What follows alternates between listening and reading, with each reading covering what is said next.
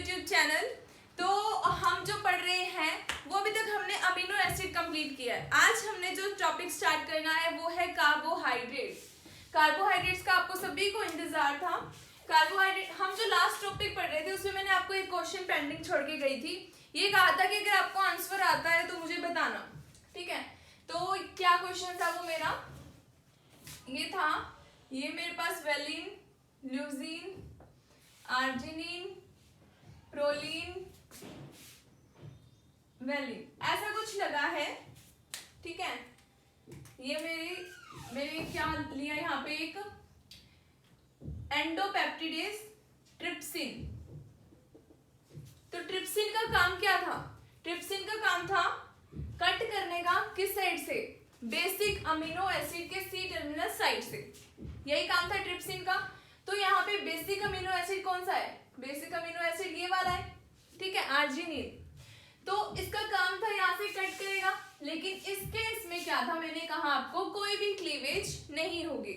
यही कहा था कि कोई भी क्लीवेज यहाँ पे पॉसिबल नहीं है। तो ऐसा क्यों होता है? अगर मैं प्रोलीन को यहाँ से उठा के यहाँ कर दूं और यहाँ पे वेलिन कर दूं तो क्लीवेज होगी, तब क्लीवेज होगी। लेकिन अगर मैं यहाँ पे प्रोलीन कर रखा है तो क्लीवेज नहीं होगी। ऐसा क्यों? तो एक लाइन लिखो, नन ऑफ द एक्सोपेप्टिडेज या फिर endopeptidase do not hydrolyze the peptide chain if proline is present at active site. If proline is present at active site, अगर प्रोलीन एक्टिव साइट पे प्रेजेंट है, अब हमने यहां से ब्रेक करवाना है, प्रोलीन प्रेजेंट है तो यहां से क्लीवेज नहीं होगी। अब रीजन हमें जानना है क्यों नहीं होगी। जितने भी एंजाइमेटिक हाइड्रोलाइसिस होती हैं वो कैसे रिकॉग्नाइज करते हैं हाइड्रोलाइज को? भाई जहां से हाइड्रोलाइसिस होना है वो कैसे रिकॉग्नाइज कैसे करते हैं? वो रिकॉग्नाइज कैसे करते हैं? With the help of their shape and charge. इसकी हेल्प से वो रिकॉग्नाइज करते हैं। अब आप सभी को पता है प्रोलीन का कैसा स्ट्रक्चर होता है? प्रोलीन का एक साइक्लिक स्ट्रक्चर होता है। कैसा स्ट्रक्चर होता है? साइक्लिक स्ट्रक्चर होने की वजह से ये इसको क्या कर लेता है? कवर कर लेता है, और जो एंजाइम्स हैं वो इसको रिकॉग्नाइज ही नहीं कर पाते हैं, ठीक है। तो इस वजह से यहां से क्लीवेज नहीं हो पाती है अगर प्रोलीन इसकी एक्टिव साइट पे प्रेजेंट है तो, ठीक है। अगर हम कीमोट्रिप्सिन की भी बात करें, कीमोट्रिप्सिन, तो यहाँ पे मान लीजिए मैंने लगा रखा है फिनाइल एलानिन और यहाँ पे प्रोलीन है, तब भी कोई क्लीवेज नहीं होगी। तो वही सेम रीजन है क्यों नहीं होगी, क्योंकि वो एंजाइम्स इसको रिकॉग्नाइज ही नहीं कर पाएंगे। क्यों नहीं कर पाएंगे? क्योंकि प्रोलीन का कैसा स्ट्रक्चर है?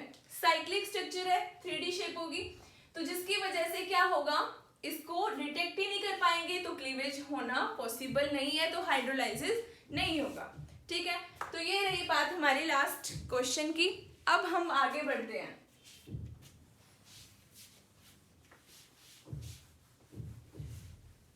उससे पहले मुझे एक चीज बताओ, आगे बढ़ने से पहले एक चीज बताओ, मैं कुछ लिखती हूँ, आप बताना मुझे कि ये कौन सी क्लास से बिलोंग करता है। ये चीज जो मैं लिख रही हूँ वो कौन सी क्लास से बिलोंग करती है?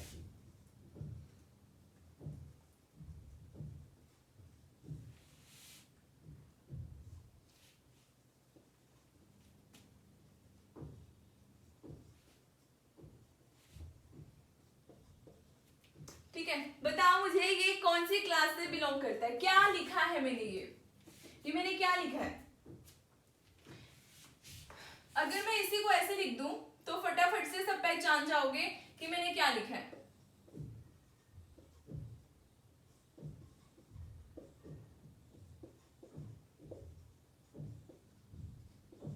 ठीक है, अगर मैं इस तरह से भी लिखूं, इस फॉर्म में लिखूं, तब भी सब पहचान जाओगे कि मैंने ये क्या लिखा है। तो देखो मैंने जो ऊपर लिखा है कौन सी क्लास से बिलोंग करता है, ये कार्बोहाइड्रेट से बिलोंग करता है। आप सभी ने जो देखा है वो इस फॉर्म में देखा है या फिर इस फॉर्म में देखा होगा, लेकिन आपने ऐसे अगर आपको लिख के दिया जाए और आपसे कोई पूछे कि ये क्या है, तो आप बोलोगे कि कोई कार्बोनिल कंपाउंड है जिसपे अल्कोहलिक ग्रुप प्रेजेंट है, ठीक है।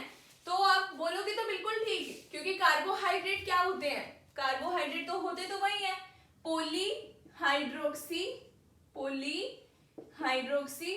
एल्डिहाइड या फिर कीटोन, पॉलीहाइड्रोक्सी एल्डिहाइड और कीटोन, यही तो होते हैं कार्बोहाइड्रेट। लेकिन ऐसा अगर लिखा हो तो पहचानना थोड़ा सा आपको मुश्किल हो जाएगा। अगर मैं इसी चीज को ऐसे लिख देती हूँ तो फटाफट से पहचान दोगे मैम ये क्या है, कार्बोहाइड्रेट है, ठीक है। तो ऐसे भी पहचानना आना चाहिए। अगर हमें ऐसा दे रखा है और आगे कोई कंडीशंस दे रखी है तो आप पहचानना जरूरी है कि ये भी क्या है, कार्बोहाइड्रेट ही है। पॉलीहाइड्रोक्सी एल्डिहाइड और कीटोन को ही क्या कहते हैं, कार्बोहाइड्रेट, ठीक है। तो एक तो हमें ये पता चल गया कि कार्बोहाइड्रेट होता है पॉलीहाइड्रोक्सी एल्डिहाइड और कीटोन। दूसरा वो होता है वो कंपाउंड्स जिसको मैं हाइड्रोलाइसिस से इसमें कन्वर्ट कर दूं, वो कंपाउंड्स जिसकी मैंने क्या की, हाइड्रोलाइज किया मैंने, और वो किस में कन्वर्ट हो गए, पॉलीहाइड्रोक्सी एल्डिहाइड और कीटोन में। तो उनको भी हम क्या बोलेंगे, वो भी क्या है, कार्बोहाइड्रेट है। वो कंपाउंड्स भी क्या है, कार्बोहाइड्रेट्स हैं, ठीक है। तो ये आपने ध्यान रखना है। कार्बोहाइड्रेट्स क्या क्या होते हैं, एक तो होता है पॉलीहाइड्रोक्सी एल्डिहाइड और कीटोन, और वो कंपाउंड्स भी कार्बोहाइड्रेट ही कहलाते हैं जो हाइड्रोलाइज होने पे क्या दें, पॉलीहाइड्रोक्सी एल्डिहाइड और कीटोन दें, ठीक है। यहां तक ठीक है। आगे देखो, अब हम बात करते हैं कार्बोहाइड्रेट्स की क्लासिफिकेशन की। कार्बोहाइड्रेट की क्लासिफिकेशन, पहली जो क्लासिफिकेशन है, on the basis of sugar unit, on the basis of sugar unit, on the basis of sugar unit, sugar unit. तो पहली जो है वो क्या होगी बताओ, मोनोसेकेराइड्स, मोनोसेकेराइड्स।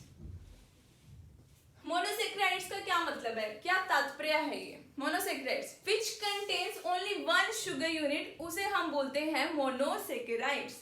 मोनोसेकेराइड्स मतलब who contains only and only one sugar unit, only and only one sugar unit, जिसमें सिर्फ एक ही शुगर यूनिट होगी।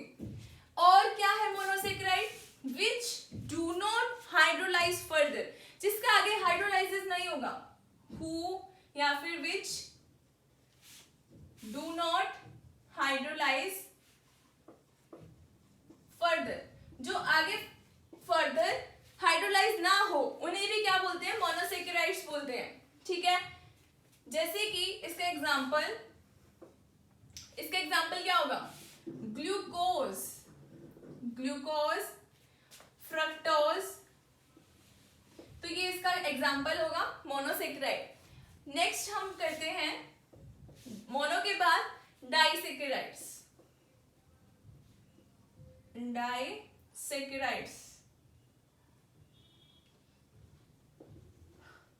डाइसेकेराइड्स नाम में मतलब छुपा है, डाई मतलब who contains two sugar units, who contains two sugar units, जिसमें दो शुगर यूनिट हो। इन सभी का हम स्ट्रक्चर करेंगे, क्या होता है ग्लूकोज का, क्या होता है फ्रक्टोज का, क्या होता है, इसकी टेंशन नहीं लेनी आपको। अभी समझना है कि मोनोसेकेराइड मतलब जो सिर्फ एक शुगर यूनिट कंटेन करता हो, डाइसेकेराइड्स का मतलब जो दो शुगर यूनिट कंटेन करते हो उसे हम बोलते हैं डाइसेकेराइड। इसका एग्जांपल क्या होगा, इसका एग्जांपल जैसे लैक्टोज हो गया, माल्टोज, और सबसे कॉमन एग्जांपल जो आपको पता है क्या, सुक्रोज। सुक्रोज किससे बना होता है, ग्लूकोज प्लस फ्रक्टोज को हम कंबाइन करें तो क्या बनता है, ज्वाइन करें अगर इन दोनों को तो क्या बनता है, डाइसैकेराइड बनता है, सुक्रोज बनता है। क्या बनता है, सुक्रोज। ग्लूकोज प्लस फ्रक्टोज को जब हम लिंक करवाते हैं, ज्वाइन करवाते हैं, कंबाइन करवाते हैं, क्या बनता है, सुक्रोज बनता है। तो इसलिए हमने इसका क्या नाम रखा है, disaccharide which contain 2 sugar unit. ठीक है, वैसे लैक्टोज होता है और माल्टोज, इन दोनों में क्या होता है, 2 शुगर यूनिट प्रेजेंट होती है जो आपस में लिंक होती है। ठीक है, third one is polysaccharides. Polysaccharides, poly का मतलब बहुत सारी, तो हम बोल सकते हैं multiple of units, sugar units linked, multiple of sugar unit linked, sugar unit linked together, तो उसे हम बोलेंगे पॉलीसैकेराइड्स। जैसे कि इसका एग्जांपल पॉलीसैकेराइड का स्टार्च हो गया, अमाइलोज, अमाइलोपेक्टिन और स्टार्च, सेल्यूलोज। ठीक है, तो ये आपने एग्जांपल देखने हैं पॉलीसैकेराइड जिसमें क्या हो, मल्टीपल शुगर यूनिट्स क्या होती है, लिंक्ड होती है, और इसके example starch, cellulose, amylose, amylopectin. ठीक है, तो ये तो होगी on the basis of sugar unit. अब हम बात करते हैं, यहां तक सबको क्लियर होगा, आई होप कुछ भी नहीं था इसमें।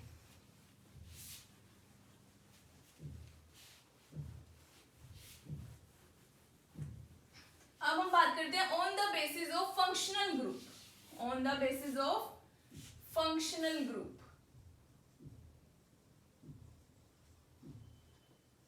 फंक्शनल ग्रुप जैसे कि एल्डोज, कीटोज। इस OSC का क्या मतलब होता है, ये OSC का क्या मतलब है, OSE, ओज, कीटोज, एल्डोज। ओज मतलब शुगर, ओज मतलब शुगर, ये क्या है, शुगर। और ये किट, और ये एल्ड का क्या मतलब है, एल्ड मतलब एल्डिहाइड, एल्डिहाइड, ये क्या है, कीटोन। तो एल्डिहाइड शुगर को हम बोलेंगे एल्डोज, अगर कीटोन शुगर है तो उसको हम बोलेंगे कीटोज, एल्डोज और कीटोज। इसका एग्जांपल अगर हम बात करें तो ग्लूकोज, अगर मैं इसका कोई एग्जांपल बात करूं तो फ्रक्टोज। इसमें कीटोनिक ग्रुप होता है और ग्लूकोज में क्या होता है, एल्डिहाइड ग्रुप होता है, इसलिए हम इसको बोलेंगे एल्डोज और इसको हम बोलेंगे कीटोज। ठीक है, तो ये हो गया on the basis of functional group.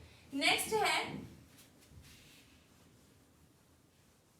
On the basis of, third point है ये, on the basis of carbon unit, on the basis of carbon unit. इसमें हम देखेंगे कार्बोहाइड्रेट्स की tricks on the basis of carbon unit. तो first one is triose, tri मतलब वैसे next टेट्राओज, ठीक है, पेंटोज, हेक्सोज, इन सब का क्या मतलब है, ट्रायोज, जिसमें क्या होगा, 3 कार्बन यूनिट, मतलब 3 कार्बन प्रेजेंट होंगे, 3 कार्बन प्रेजेंट होंगे। जैसे कि इसका एग्जांपल होगा glyceraldehyde, for an example glyceraldehyde. ठीक है, टेट्राउस, इसमें क्या होगा, 4 कार्बन प्रेजेंट होंगे, इसमें क्या होगा, 4 कार्बन प्रेजेंट होंगे। इसका एग्जांपल देखो एरिथ्रोस, ठीक है, पेंटोज मतलब 5 कार्बन, हेक्सोज मतलब 6 कार्बन, ये तो आपको पता है। इसका एग्जांपल जैसे ग्लूकोज, ठीक है, तो 5 कार्बन वाला कोई एग्जांपल देखो राइबोस। तो ये हो गया on the basis of carbon unit, जैसे ट्रायोस, टेट्राओस, पेंटोस, हेक्सोस। ठीक है, अब हमने सीखनी है इनके स्ट्रक्चर क्या होंगे, जैसे ग्लिसरल्डिहाइड का क्या होने वाला है, इरिथ्रोस का क्या होने वाला है, मैनोज, ग्लैक्टोज, ये सब का क्या होने वाला है, हमें ये सब सीखना है। तो देखो कैसे बनाते हैं, जैसे जैसे मैं बना रही हूँ वैसे वैसे ही बनाना तो इजी रहेगा, तो किसी का भी बना पाओगे। सबसे पहले जितनी भी नेचुरली अकरिंग, जैसे हमारे अमाइनो एसिड थे, वो कौन सी कॉन्फ़िगरेशन पे थे, वो थे एल कॉन्फ़िगरेशन। आपको याद हो, मैं आपको याद करवाती हूँ। ऐसा लिखते थे COH, यहाँ H, यहाँ NH2। जो उसकी रेफरेंस यूनिट थी वो कौन सी थी, सीरीन थी। कौन सी थी, सीरीन। मैंने कहा था ये क्या है, ये सेंटर, सेंटर से ये क्या है, लेफ्ट साइड। ये कौन सी कॉन्फ़िगरेशन के है, एल कॉन्फ़िगरेशन के, ठीक है। वैसे देखो हमारे क्या है, कार्बोहाइड्रेट्स, इसमें जो जितनी भी नेचुरली अकरिंग कार्बोहाइड्रेट्स या शुगर है वो कौन सी कॉन्फ़िगरेशन की होंगी, वो डी कॉन्फ़िगरेशन की होंगी। कौन सी कॉन्फ़िगरेशन, डी कॉन्फ़िगरेशन, ठीक है। और जैसे उसमें रेफरेंस यूनिट क्या थी, सीरीन थी अमाइनो एसिड्स में, इसमें जो रेफरेंस यूनिट क्या, वो क्या है, वो है ग्लिसरॉल्डिहाइड। वो क्या है, ग्लिसरॉल्डिहाइड। अब उसका स्ट्रक्चर देखो ग्लिसरॉल्डिहाइड का, यहाँ पे CHO, यहाँ OH, यहाँ H, CH2OH, ठीक है। ये है ग्लिसरॉल्डिहाइड जो कि हमारी रेफरेंस यूनिट है शुगर में। अब वही सेम चीज ये मैंने कौन सी फॉर्म लिखी है, फिशर फॉर्म लिखी है। तो जितने ज्यादा maximum number of carbon atom है वो कहाँ आने चाहिए, वर्टिकल प्लेन में। मोस्ट ऑक्सीडाइजिंग जो ग्रुप होगा वो कहाँ लाई करता है, वो लाई करता है टॉप पे। यहाँ तक बिल्कुल ठीक है। अब बताओ ये क्या है, सेंटर। सेंटर से इस साइड क्या है, राइट साइड, इस side left side.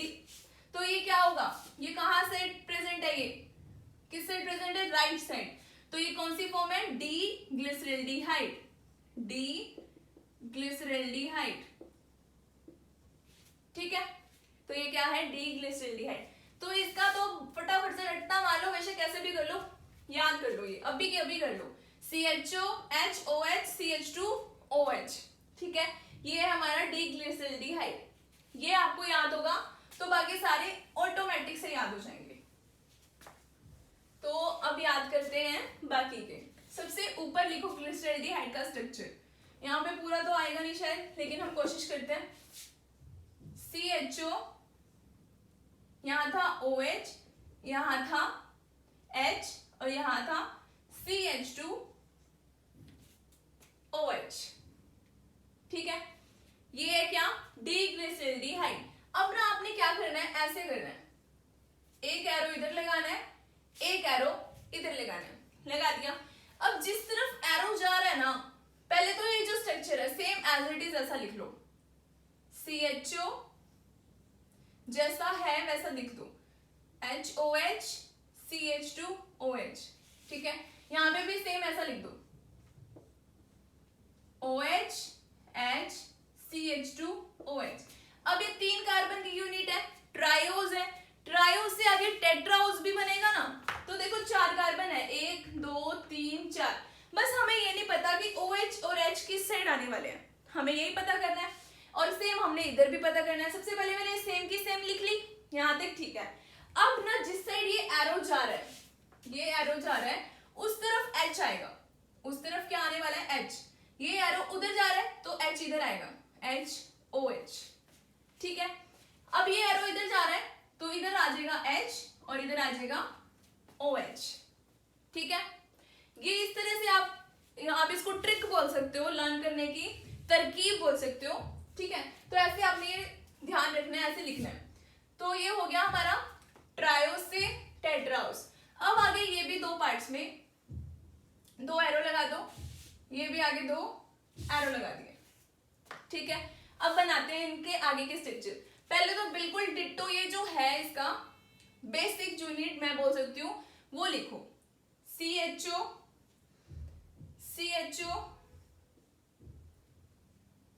OH, H, OH, H, CH2OH, ठीक है। सेम यहाँ पे भी लिखो, CHO, OH, H, OH, H, CH2OH, CH2OH। Same यहाँ पे भी लिख लो जो इसकी यूनिट है H OH OH H CH2OH, यहाँ पे भी लिख लो CHO H OH OH H CH2OH। ठीक है, यहां तक लिख लिया। तो अब हमारी बात आती है किसकी, HOH लिखने की। तो ये एरो किधर जा रहा है, ये एरो जा रहा है इस साइड, तो H यहाँ आएगा। बस ये एरो से ना हम H डिफाइन करेंगे, OH ऑटोमेटिक पता कर लेंगे। H इधर आ रहा है तो OH इधर आएगा।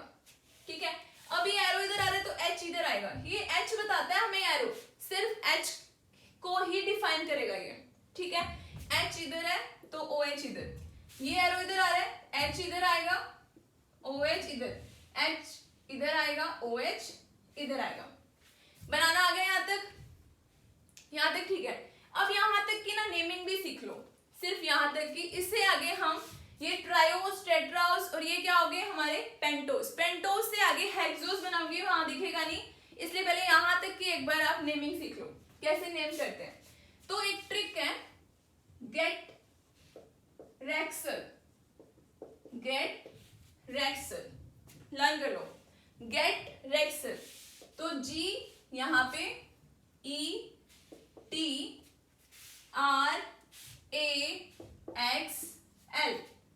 अब ये क्या मतलब है, ये G stands for glyceraldehyde, G stands for glyceraldehyde, और E stands for इरिथ्रोस, इरिथ्रोस, T stands for थ्रियोस, थ्रिओस। ठीक है, R stands for ribose, R stands for ribose, A stands for arabinose, X stands for xylose, L stands for लायोक्सोस। ठीक है, तो ये आपने ऐसे याद रखना है, गेट रेक्सल, गेट रेक्सल। और ये बनाना भी आ जाएगा बिल्कुल, एरो देखते जाना, जिस साइड एरो है वो वहां पे H आएगा, H डिफाइन कर देगा वो। ठीक है, एरो यहाँ तक ठीक है। अब हम पेंटोस से हेक्सोस पे चलते हैं, पेंटोस से हेक्सोस पे चलते हैं। यहाँ तक आपको सब कुछ समझ आ गया होगा, आई होप। तो ये मैं पांचों पहले ऊपर लिख देती हूँ चारों, जो पेंटोस शुगर है हमारे। राइबोस क्या क्या आए हैं, CHO OH H OH H OH H और यहाँ पे है CH2OH। ठीक है, सेम अरेबिनोस। एक बात और, ये सारे जो भी मैं शुगर्स लिख रही हूँ ये सारे डी शुगर्स हैं। देखो ये सेंटर से इस साइड है OH ग्रुप, कैसा शुगर है ये, डी शुगर है। तो ये डी अरेबिनोस, डी जाइलोस, डी लैक्सोस, तो ये सारे डी शुगर्स हैं। ठीक है, तो ये आपने ध्यान रखना है, सारे के सारे मैंने डी लिखे हैं। अरेबिनोस लिखो CHO H OH OH H OH H CH2OH। ठीक है, नेक्स्ट CHO CH2OH, क्या है ये, OH H OH H OH H CHO H OH H OH H OH CH2OH। ठीक है, यहां तक बिल्कुल आपको समझ आ गया होगा। अब हमने बनानी है हेक्सोस शुगर। क्या बनानी है, हेक्सोस शुगर। तो फिर से दो में डिवाइड कर दो, एक शुगर के आगे 2 और यूनिट्स बनेंगी। अब सेम वही तरीका लगाना है, जिस साइड एरो जा रहा है उस साइड हाइड्रोजन लगाते जाओ। पहले तो सेम यही यूनिट लिखो, CHO OH H OH CH2OH। अब यहाँ पे एक और कार्बन भी आएगा। ठीक है, अब ये एरो किस साइड जा रहा है, उधर जा रहा है, तो H इधर OH इधर, CHO, अब ये एरो इधर जा रहा है, H इधर आएगा OH इधर आएगा, बाकी सेम एज इट इज जो है इसकी यूनिट वो लिखते जाओ, OH H OH H CH2OH। Clear है? अब देखो इसका आगे कैसे करेंगे, पहले ये यूनिट लिखो CHO, ये यूनिट लिखेंगे तो यहाँ HOH OH H OH H CH2OH। अब ये एरो इधर आ रहा है तो इसका मतलब यहाँ पे H आएगा और यहाँ पे OH आएगा, यहाँ पे H आएगा उधर OH। अब इस साइड H आएगा और इधर OH, बाकी same H OH OH CH2OH H H OH। ठीक है, ये बना लोगे फिर सारे ऐसे के ऐसे, मैं बना देती हूँ बाकी। CHO सेम एरो इधर है तो HOH 3 2 3 4 5 CH2OH, तो बाकी सेम ये वाली यूनिट लिख दो OH H OH H OH H। ठीक है, ये आप बनाओगे ना, कॉपी उठाओगे बनाओगे तो चुटकियों में बना लोगे बिल्कुल आसानी से। अब एरो इधर है, H इधर OH इधर, बाकी सेम लिख दो OH H OH H OH H।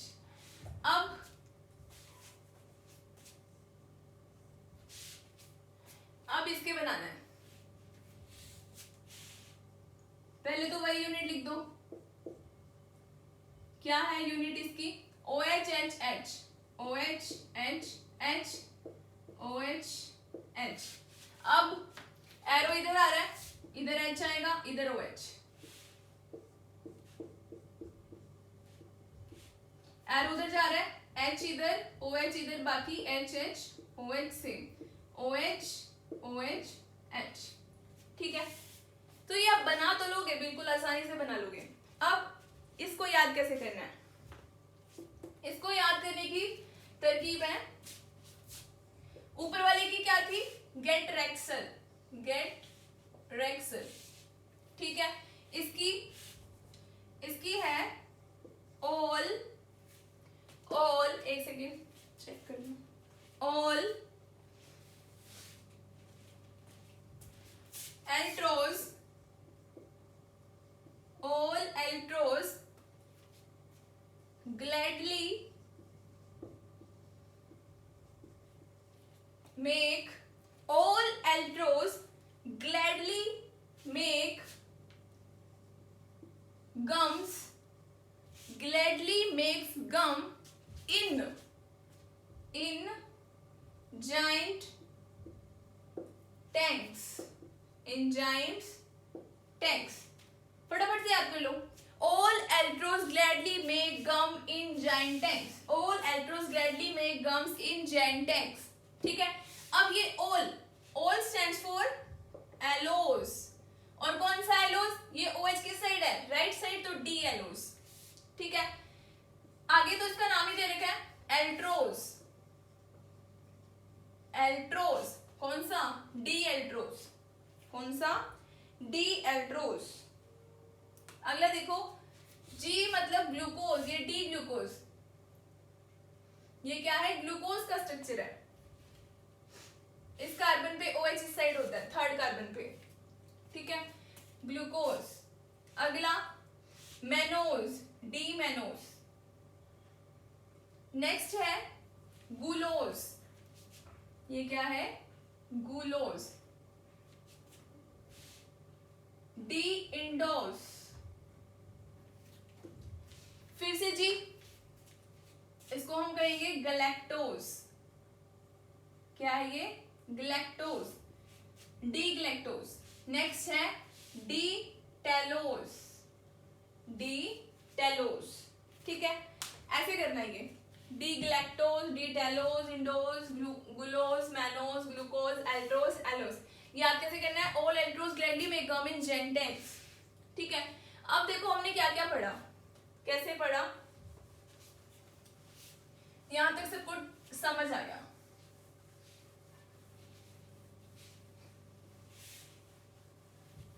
देखो, सबसे पहले जी था, फिर यहां इरिथ्रोस, थ्रियोस, फिर इरिथ्रोस में आर, ये ए, रेक्सल था ना, गेट रेक्सल, गेट रेक्सल। फिर आगे ये दो में टूटा, एलोज और एल्ट्रोज, ये ग्लूकोज, मेनोज, और ये गुलोज, इंडोज, ये ग्लैक्टोज और टेलोज।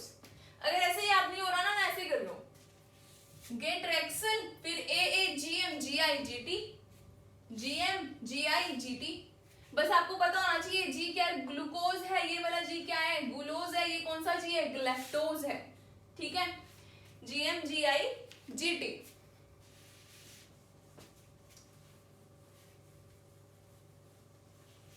क्लियर है सभी को?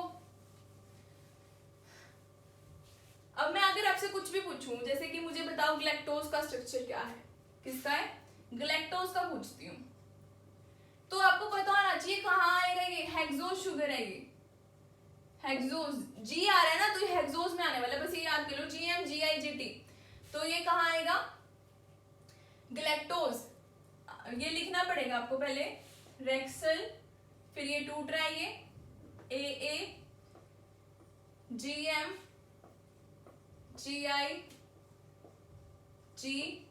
तो ये वाला क्या है, ग्लैक्टोज है, और इसके ऊपर क्या है, लाइक्सोज है। तो इसका स्ट्रक्चर बनाना होगा, ठीक है, फिर उसके बाद इसका आप आराम से बना पाओगे। ठीक है, ऐसे करना है। इससे नेक्स्ट देखो, अब हमने करना है ऑक्सीडेशन और रिडक्शन, ऑक्सीडेशन और रिडक्शन। सबसे पहले देखो रिडक्शन, मैं ले लेती हूँ ग्लूकोज, इसको ग्लूकोज को तो आप याद कर ही लो, CHO OH H H OH OH H 2 3 4 OH H, और ये आ गया CH2OH। ठीक है, ये है ग्लूकोज। रिडक्शन के लिए हम लेंगे सोडियम बोरोहाइड्रेट, सोडियम बोरोहाइड्रेट। ठीक है, तो ये क्या काम करता है, ये क्या है, रिड्यूसिंग एजेंट है, ये क्या करेगा, रिड्यूस कर देगा। किसको रिड्यूस करेगा, ये CHO को रिड्यूस करके किस में कन्वर्ट कर देगा, ये CH2OH, CH2OH, बाकी ये सेम आएगा, और यहाँ पे आएगा CH2OH। ठीक है, ये ऐसे काम करेगा, ये रिड्यूसिंग एजेंट में, ग्लूकोज है ये।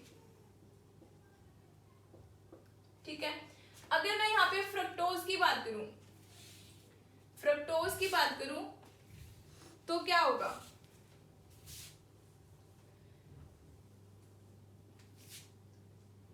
ये होता है फ्रक्टोज। ठीक है, अब क्या होगा, अब देखो ये कैसा कार्बन है, ये प्लेनर कार्बन है, तो जो इसका हाइड्राइड है H नेगेटिव, ये अबव साइड भी अटैक कर सकता है और बिलो साइड भी अटैक कर सकता है ना। इसके पास दो है, दो तरीके से क्या कर सकते हैं, अटैक कर सकते हैं, अबव और बिलो। तो जितनी साइड है अटैकिंग साइड कितनी है इसके पास, दो है, अबव और बिलो, तो उतने ही क्या बनेंगे, इसके प्रोडक्ट बनेंगे। कितने बनेंगे, दो ही प्रोडक्ट बनेंगे। दो तरीकों से ये अटैक कर पा रहे हैं, तो दो ही क्या बनेंगे, इसके प्रोडक्ट बनने वाले हैं। CH2OH, मतलब एक बार OH इस साइड आएगा और एक बार OH इस साइड आएगा, बाकी same H OH OH H OH H, फालतू तो नहीं लिख दिया, OH H, बाकी सेम आएगा ये। ठीक है, तो बस फर्क क्या आएगा, यहाँ पे क्या बनेंगे, ये ईपीमर्स बन जाएंगे। क्या बन जाएंगे, ईपीमर्स।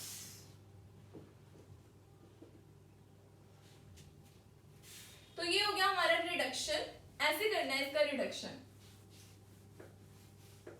अब बात करते हैं हम ऑक्सीडेशन की। किसकी बात करते हैं, ऑक्सीडेशन। ऑक्सीडेशन में क्या होने वाला है,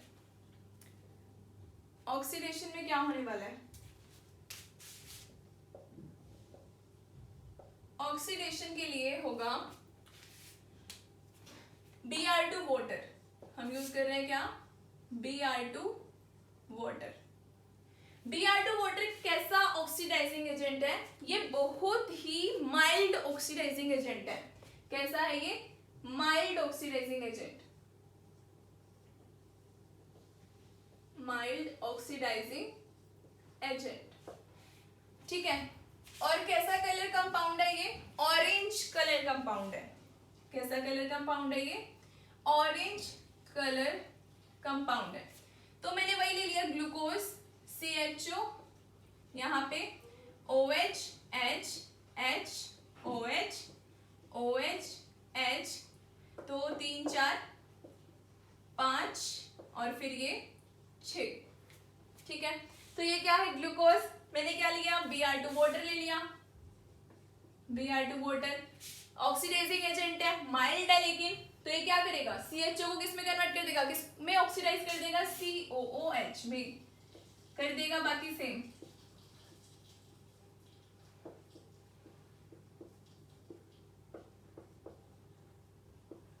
ठीक है।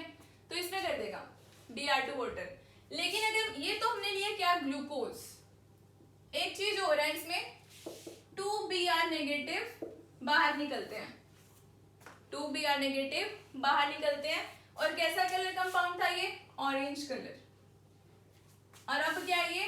कलरलेस। कैसा है ये? कलरलेस। एक सेकेंड इसमें इंक डाल लूं मैं।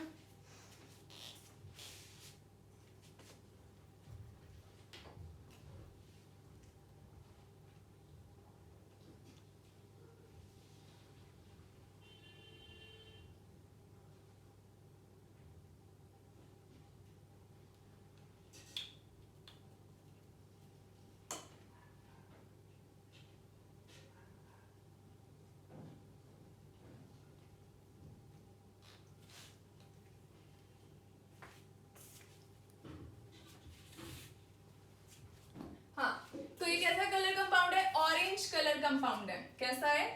ऑरेंज कलर्ड कंपाउंड है। तो देखो, अगर मैं Br2 वाटर लेती हूँ, Br2 वाटर लेती हूँ, अगर मेरे पास एल्डोज है, अगर मेरे पास क्या? एल्डोज मतलब ग्लूकोज टाइप है, एल्डिहाइड ग्रुप है, एल्डिहाइड कोई शुगर है, तो Br2 वाटर कैसा था? ये ऑरेंज, ऑरेंज था, तो ये कलरलेस हो जाएगा। कैसा हो जाएगा? कलरलेस। अगर कीटोज शुगर है कोई, फॉर एन एग्जांपल फ्रक्टोज है, और मैंने क्या किसे ट्रीट किया? Br2 वाटर से। किसे ट्रीट किया? Br2 वाटर से। तो क्या होगा? तो जो कलर है वही रहेगा, तो जो कलर है वही रहेगा। ऑरेंज है तो ऑरेंज ही रहेगा, ठीक है। ऑरेंज है तो ऑरेंज ही रहेगा। तो ये आपने ध्यान रखना है, अगर कोई एल्डोज शुगर है तो Br2 वाटर से क्या होने वाला है? वो कलरलेस। पता चल जाएगा हमें, कलरलेस पता चल जाएगा कि वो कौन सी शुगर है, एल्डोज है। अगर वो क्या हो गया? कलरलेस हो गया। अगर वही कलर रहता है, ऑरेंज है तो ऑरेंज ही रहता है, तो इसका मतलब डेफिनेटली वो कैसी शुगर है? कीटोज शुगर है। तो इससे हम एक बात जान गए, अगर फ्रक्टोज होता है, यहाँ पे फ्रक्टोज को मैं ट्रीट करवाती Br2 वाटर से, तो कुछ नहीं होने वाला, तो कुछ भी नहीं होने वाला, ये ध्यान रखना। तो ये हमने बात की किसकी? माइल्ड ऑक्सीडाइजिंग एजेंट की, Br2 वाटर की। अब हम नेक्स्ट बात करते हैं HNO3 की, जो कि आप सभी को पता है HNO3 क्या है? स्ट्रॉन्गेस्ट ऑक्सीडाइजिंग एजेंट है। क्या है? HNO3। ये क्या है? स्ट्रॉन्गेस्ट ऑक्सीडाइजिंग एजेंट है। ये CHO के साथ साथ 1 डिग्री OH को भी क्या कर देगा? ऑक्सीडाइज कर देगा। It oxidises CHO as well as 1 degree OH group also, 1 degree OH group also।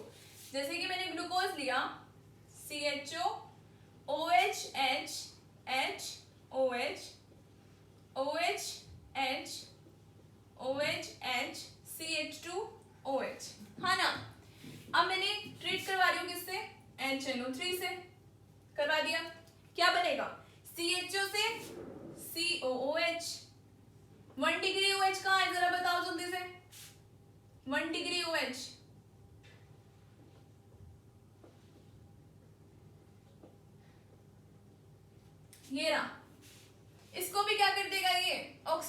कर देगा, किस में कन्वर्ट कर देगा, COH में, किस में कन्वर्ट कर देगा, COOH में। ठीक है, तो ये आपने ध्यान रखना है। तो ये इसके साथ साथ इसको भी क्या करवाता है, ऑक्सीडाइज करवाता है, HNO3। सबको क्लियर है? अब हम आज की क्लास का ये टॉपिक करते हैं, last topic, base catalyse epimerization reaction. इससे नेक्स्ट हम पढ़ेंगे ओसाजोन, वो हम नेक्स्ट क्लास में पढ़ेंगे। Base catalyse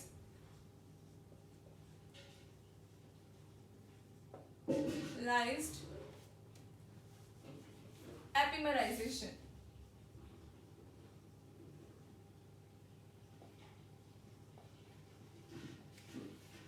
base catalysed epimerization. ठीक है, तो एपिमर्स क्या होते हैं? सबसे पहले एपिमर्स क्या होते हैं? What are epimers? जो मैंने अभी बताया था, किसी एक सेंटर पे उसकी स्टीरियोकेमिस्ट्री क्या हो, अलग हो, उसको हम बोलेंगे क्या, एपिमर्स। जैसे कि मैं कोई एग्जांपल की बात करती हूँ, CHO OH H H OH OH H OH H CH2OH CHO OH H H OH H OH OH H CH2OH। ठीक है, अगर मैं इसकी स्टीरियोकेमिस्ट्री देखूं, मतलब कॉन्फ़िगरेशन देखूं, तो आपको पता होगा इसकी भी ट्रिक है। ये OH अगर इधर है तो ये R है, ये S है, ये R है, ये R है। ठीक है, अगर मैं इसकी लिखूं तो R, ये क्या है S, ये क्या है S, और ये क्या है R।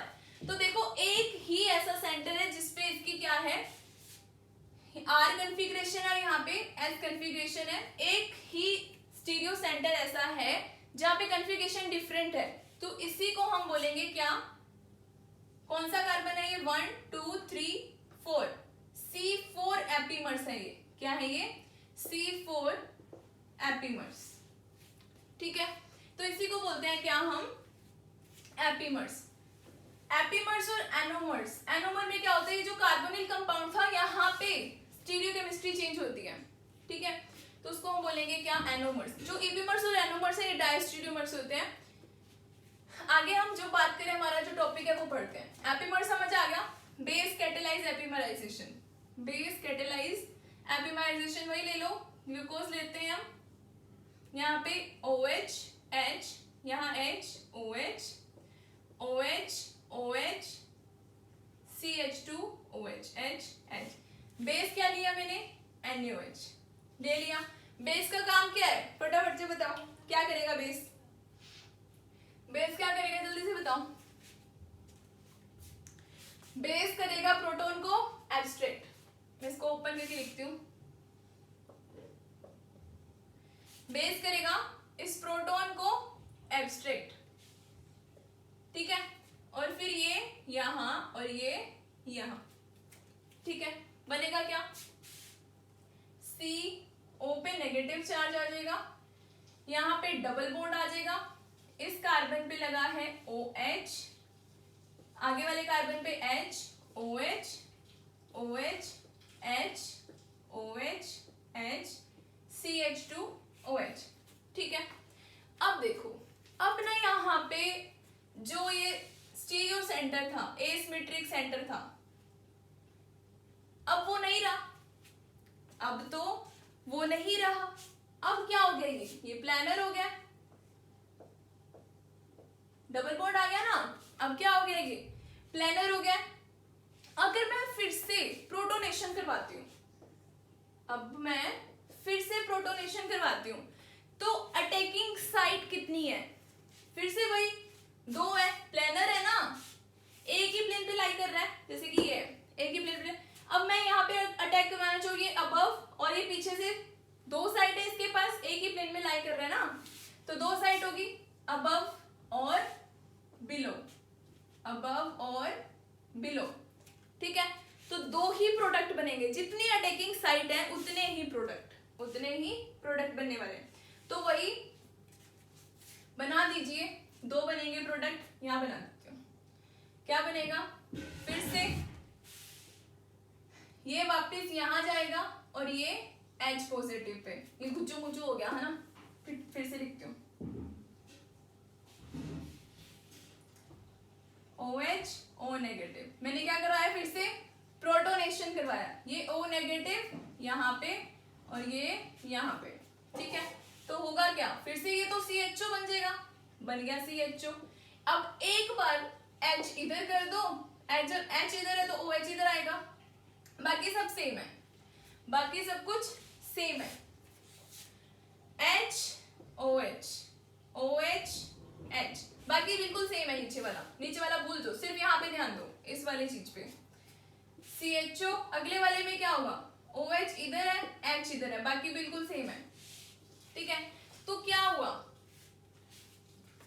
ये वाली चीज और ये वाली चीज बिल्कुल सेम है। फर्क क्या है, ये A मान लूं और ये B मान लूं, ये आपस में कौन सा रिलेशन रखते हैं, ये कौन सा रिलेशन रखते हैं, फटाफट से बताओ। ये क्या है, ये एप्टीमर्स है। क्या है ये, एप्टीमर्स है। तो मैं क्या बोलूंगी, कौन से कार्बन, नंबर 1 ये, नंबर 2, तो ये क्या है, C2 एपिमराइजेशन, C2 एपिमराइजेशन, ठीक है।